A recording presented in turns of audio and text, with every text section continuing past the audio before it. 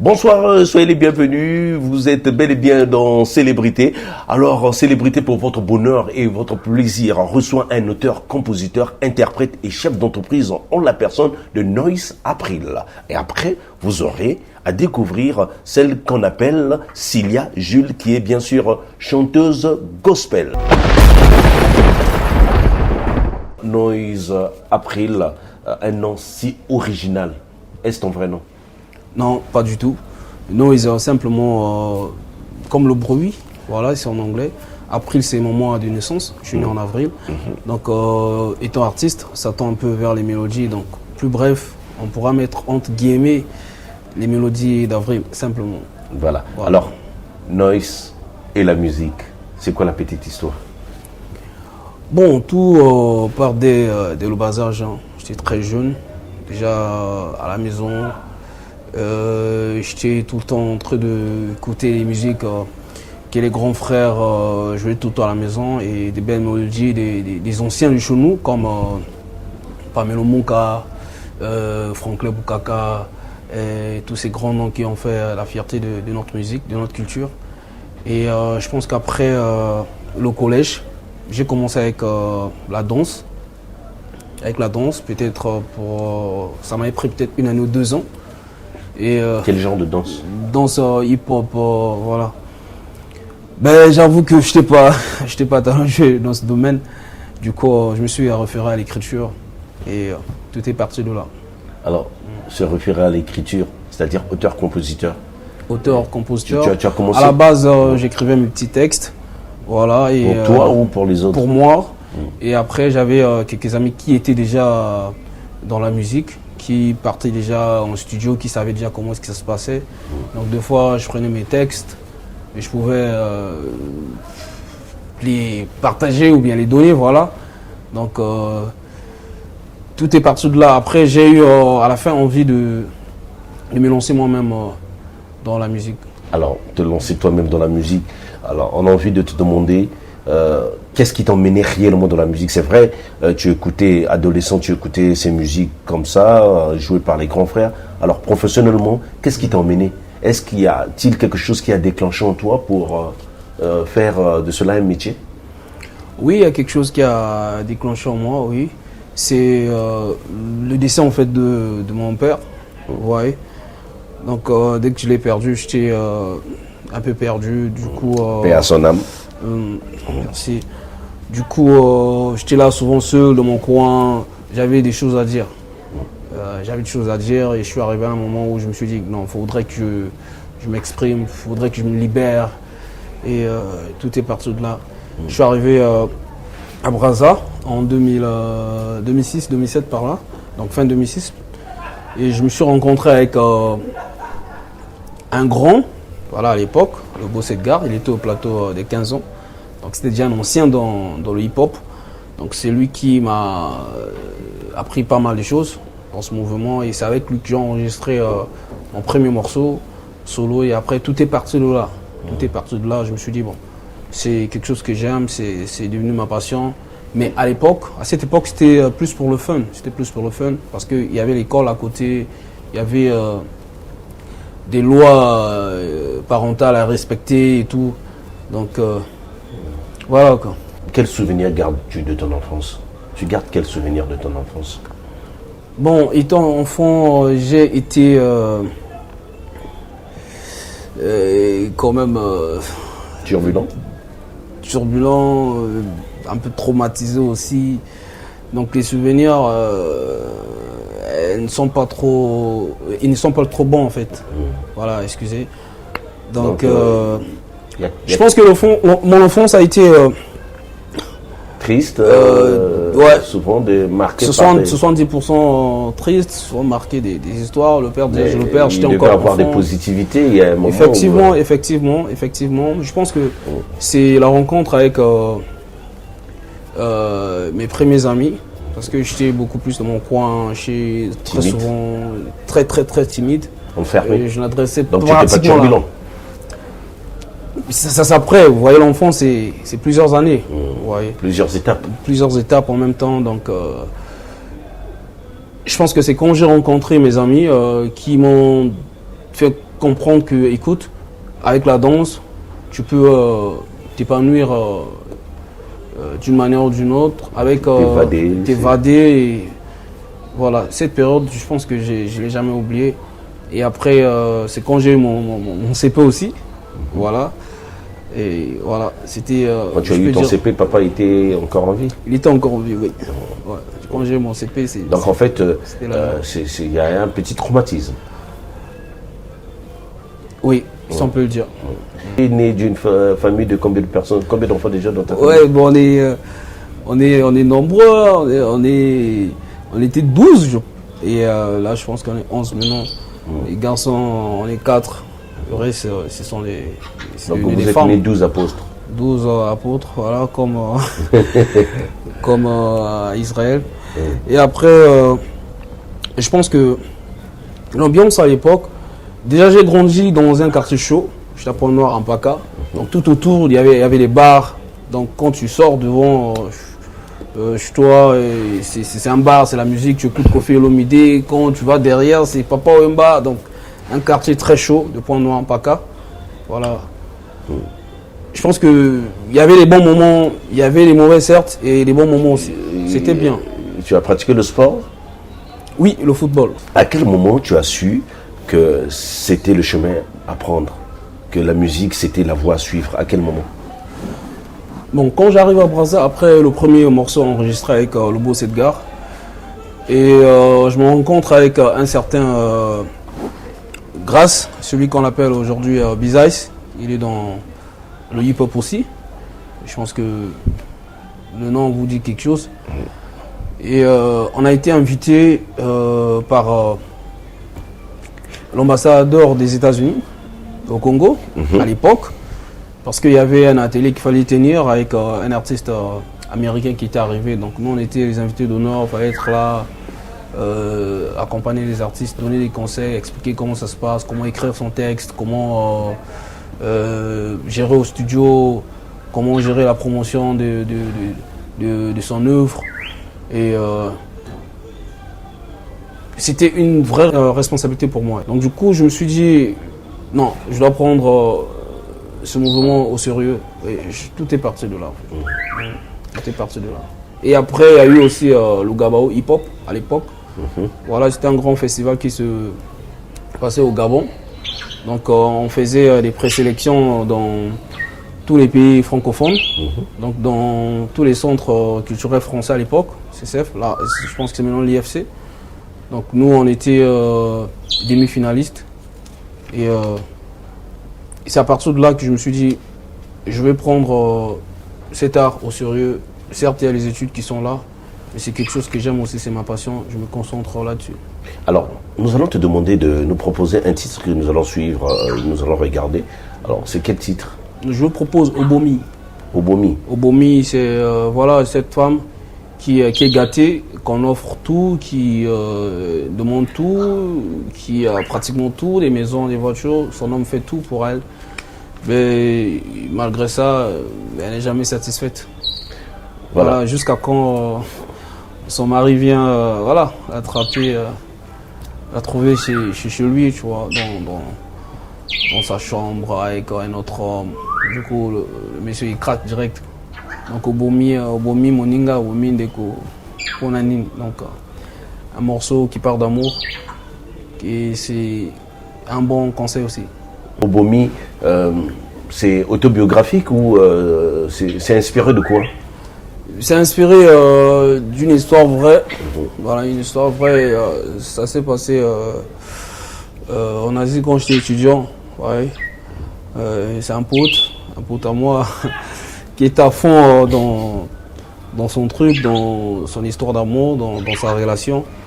Et un bon jour, il rentre chez lui, il vient croiser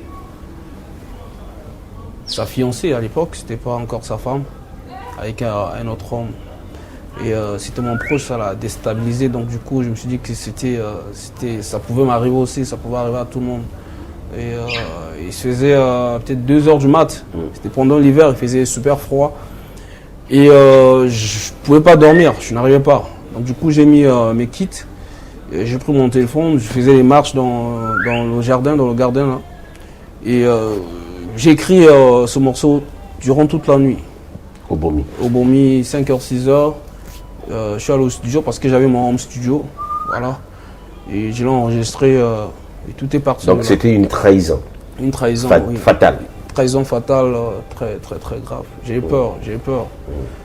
J'étais obligé de rester tranquille dans mon coin pendant un moment, de m'abstenir parce que je me faisais des films maintenant. Tu n'as pas. Et la réaction de ton ami était quoi? Non, il était obligé de rester calme parce que j'étais juste là. On était ensemble en fait. J'étais juste là à côté. Ben voilà, à la base, c'est quelqu'un de c'était quelqu'un de très posé déjà. Et je ne le voyais pas faire du n'importe quoi. Alors, Noise, April, la musique pour toi est une passion ou quelque chose c'est pour gagner de l'argent? Bon, à la base, je pense que c'est déjà une vocation parce que je pense que c'est elle qui est venue vers moi. Et après quelques années de travail, après quelques années de découverte, je me suis rendu compte que c'est tout un mouvement, c'est tout un travail qu'on peut prendre au sérieux, qui peut changer ta vie, qui peut te donner tout ce que tu Alors, désires. la musique te fait gagner, te nourrit. Est-ce qu'on peut dire que la musique nourrit son homme ou bien c'est toi qui nourris la musique? Bon, ça va dans les deux sens. Ouais, actuellement, c'est dû à plusieurs raisons. Parce qu'après, depuis 10 ans déjà, je ne suis pas que dans la musique, je ne suis pas focalisé que dans la musique. Donc j'essaie de faire la part des choses. Donc quand il faut prendre mon temps pour ma musique, je suis dans ma musique. Mais à part ça, je suis dans autre chose aussi. Tu es chef d'entreprise. Ouais, chef d'entreprise. Et tu as un label. Comment on appelle déjà ton label? J'ai un label. Il y a le groupe, il y a le label. Le groupe c'est Taliboys Gang. Le label déjà? Taliboys Gang. Ah d'accord. Taliboys qui vient du mot talibé simplement. Voilà, les talibés, il faut juste essayer de se renseigner, vous allez savoir. Sinon c'est des petits enfants qui sont souvent devant les mosquées, qui traînent, qui n'ont rien, qui viennent de très loin et qui finissent par réussir à la langue. Gang c'est simplement un groupe des gens, hommes ou femmes. Et, alors, ce groupe, c'est un groupe de musique. Un groupe de musique. Et puis le label, c'est pour produire. Parce que tu te produis? Je m'auto-produis. Ouais, depuis un bon moment déjà. Et tu produis les autres? Je produis les autres aussi. Mon groupe, c'est moi le producteur en même temps et le leader. Et il y a le label aussi qu'on va lancer d'ici peu. Donc le nom sera dévoilé. Il existe déjà, mais il n'est pas encore officialisé. Ah d'accord. Alors aujourd'hui, Noise April, tu vis un multipote de musique. Tu mélanges actuellement beaucoup de sons. On a du mal à te canaliser. Alors comment peut-on appeler ta musique? Ma musique, elle est simplement, c'est du Noise April, voilà si on peut le dire. Parce que je me suis arrangé à ce que je ne sois pas limité. D'où je dirais que je suis un artiste multigenre. Donc je peux m'adapter sur n'importe quel style de musique, que ce soit du zouk, que ce soit la rumba, que ce soit, s'il faut même faire de la talakou, je le fais souvent aussi. S'il faut rapper, je rappe. S'il faut chanter, je chante. Et voilà quoi, je me limite pas. Donc tu n'as pas d'identité musicale? Mon identité... Au départ, c'était le hip-hop? Au départ, c'était le hip-hop. Ce qu'on fait présentement, c'est de la musique urbaine. Moi, je pense que le plus important, c'est faire de la bonne musique.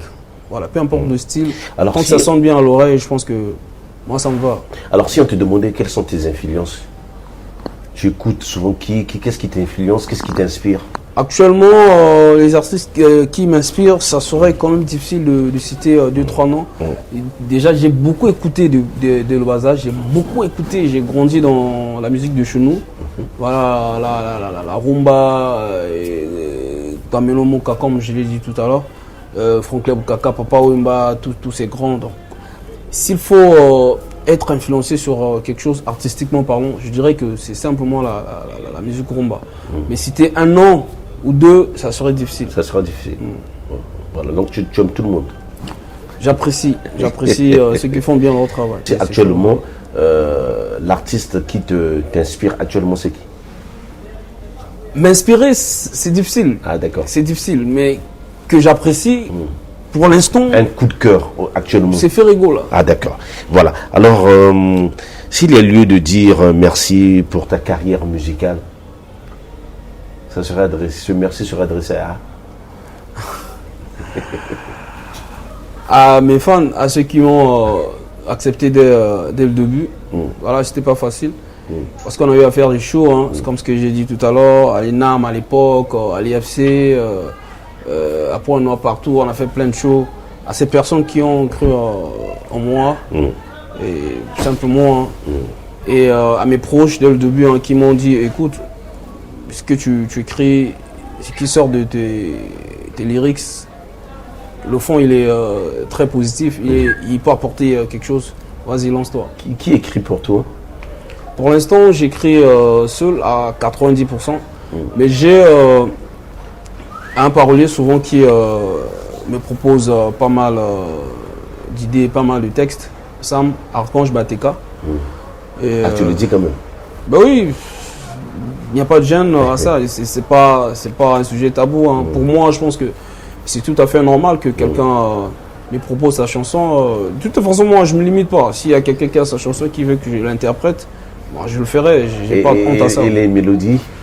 Les mélodies, on travaille avec Zeus Million. Zeus, il a Point-Noir, donc c'est parmi les meilleurs de chez nous. Et il y a aussi Crisis Miller, il est en France. Et il y a aussi le frère Stonic, qu'on a eu à travailler sur pas mal de projets. On constate, et même y compris beaucoup d'observateurs, que tu donnes beaucoup d'énergie à ta musique, que tu as la volonté, tu cours ici et là. Alors qu'est-ce qui te motive? C'est comme ce que je vous dis, c'est une passion, c'est quelque chose qui est ancré en moi, qui est collé, donc c'est une histoire d'amour. C'est une histoire d'amour. Et tu dis la musique, je rappelle que tu t'autoproduis. Alors, qui est derrière toi, qui finance tout ça? Je sais que tu es chef d'entreprise.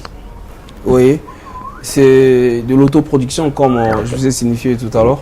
Ce n'est que nous après, il s'autoproduit. Jusqu'à présent, personne n'a jamais payé même un franc pour que j'enregistre un morceau, que ce soit au studio, que ce soit un clip. Voilà, ni un partenaire. Mais là, on est en train de travailler dessus parce qu'après, on a besoin des gens autour de nous qui peuvent soutenir, qui peuvent donner de la force, qui peuvent encourager. Voilà quoi. C'est un peu ça. Voilà, alors, le regard que tu portes sur la musique congolaise?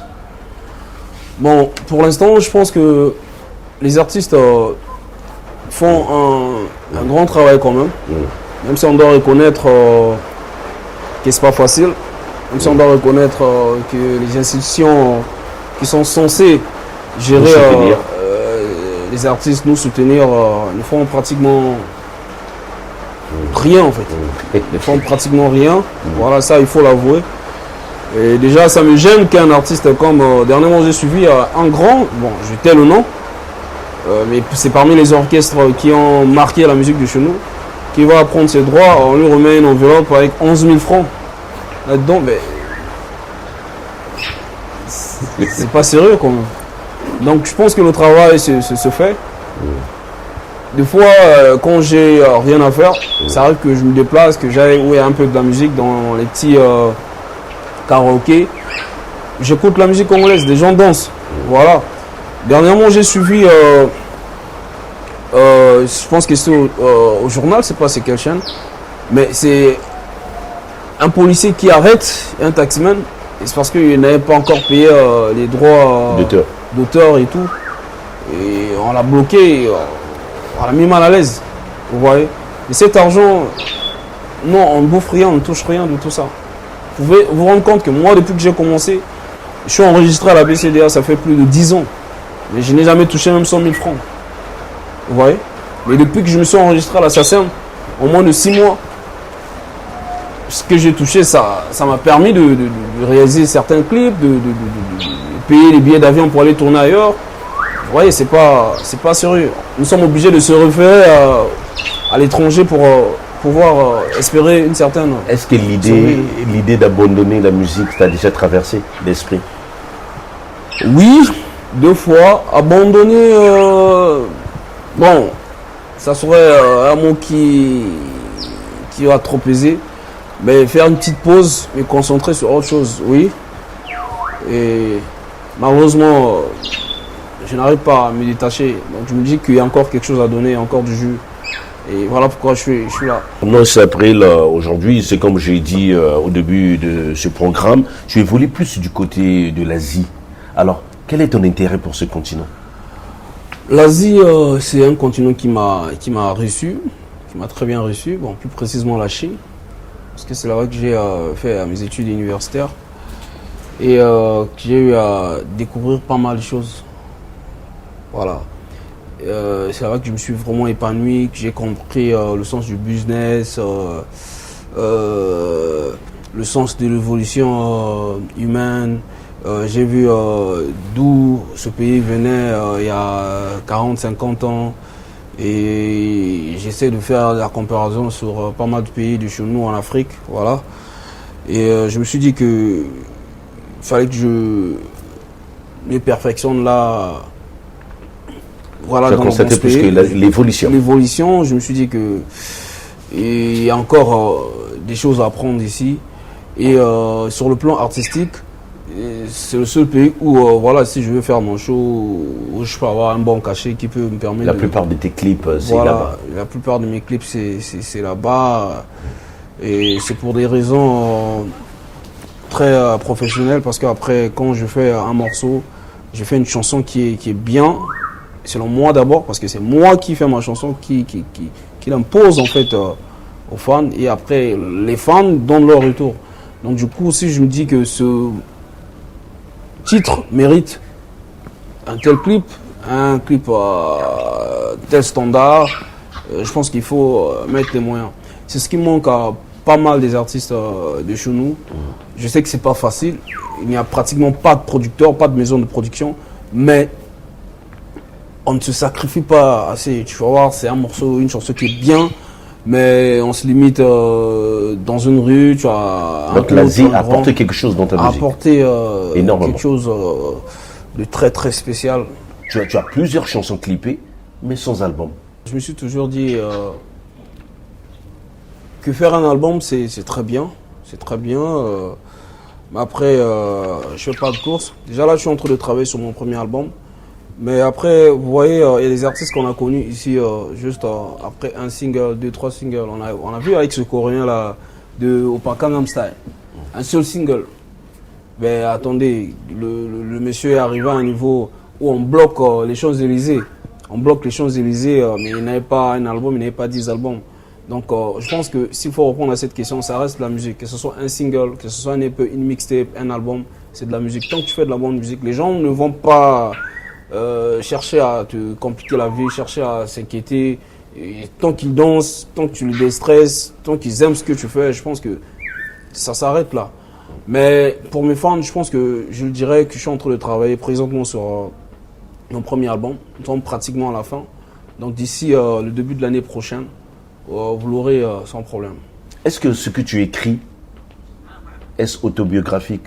C'est inspiré de tes propres histoires? Déjà quand on parle de lobby, du vécu, voilà, lobby c'est moi. Ça part que de ma vie dès le bas âge à aujourd'hui. Et ce que je suis en train de projeter en fait pour mon avenir. Voilà. Et il y a aussi des titres comme ce que je vous ai dit tout à l'heure. Souvent on peut travailler ensemble avec mon équipe. Et voilà. Ça parle de quoi exactement? Pour ceux qui ne comprennent pas. Très souvent du social, du quotidien, de ce qu'on a l'habitude de vivre tous les jours, vous voyez, la routine de tous les jours, les difficultés que certains d'entre nous rencontrent et tout, et aussi de l'amour, voilà, donc c'est très large en fait. Nous arrivons presque à la fin de notre entretien. Alors, c'est vrai, qui dit musique dit succès, qui dit aussi les filles. Alors, comment gères-tu ton succès envers les filles? Moi, je les aime, les femmes. Elles sont là pour nous, hein, dès le premier jour, souvent jusqu'au dernier jour, vous voyez. Elles font pratiquement tout pour nous. Elles nous allaitent, elles nous font manger, elles nous Tu éduquent. gères comment? Je gère très bien. Je panique pas. Déjà que je suis quelqu'un, je suis très carré sur ce côté. Donc tout ce que je fais, c'est les remercier, c'est apporter un sourire, peut-être un câlin à la limite. Et voilà quoi. Je pense que c'est un peu ça. Les femmes, merci pour ce que vous faites pour nous, les hommes, vos enfants, vos papas, vos frères. Et c'est nos après. Je vous aime. Continuez à supporter, à aimer, à partager, à me soutenir. Voilà, nous sommes presque arrivés à la fin de notre programme. Ça a été un plaisir de t'avoir dans ce programme Innocent April. Okay. Et alors, un mot à l'endroit de tous ceux qui nous suivent et peut-être un message particulier? Oui, bon, le mot, je dirais, je m'adresse plutôt à la jeunesse, voilà, à la jeunesse congolaise, la jeunesse africaine, la jeunesse consciente. Mes frères et sœurs, mettez-vous au travail, cherchez quelque chose à faire. N'attendez pas que l'État, que le gouvernement fasse tout pour nous. Je pense qu'il faut se concentrer sur ce qu'on aime, se concentrer sur ce qu'on veut. Et après, je remercie aussi mes fans, ma famille artistique. Voilà, donc je suis en train de voir Just Million, je suis en train de voir Monsieur Matini Mazou, mon manager.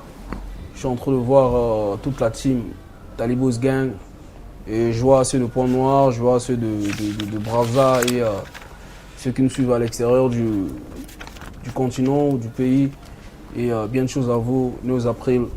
Abonnez-vous à la page Facebook, Instagram, YouTube. Innocent April, simplement NOIIZ APRIL, simplement. Il y a du bon. Merci.